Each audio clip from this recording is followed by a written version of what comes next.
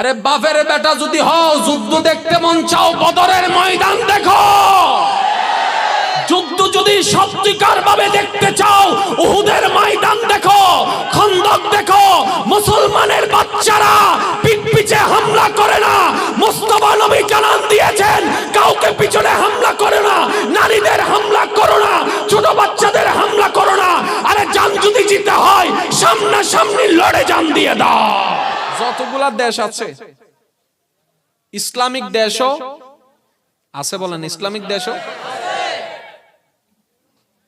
তারা হামলা করে এমনে এমনে এমনে, বুঝিল না বেকি হম পড়েন না, এমনে এমনে এমনে। তো যুদ্ধ তো হয় কেমনে? সামনা, যুদ্ধের শর্ত কি? সামনা সামনি। এবার আপনি ঘরে ঘুমাইতেছেন, বিরোধী দল আইসা বুম করে বোমাকে মারি গিয়ে বলে যদি বলে জিতে গিয়ে হাতি বেরো। যদি যুদ্ধ হয়, ডাহাতি উন্নর হয়। আরে ডাহাতো তো সামনাসামনি ডাহাতি করে।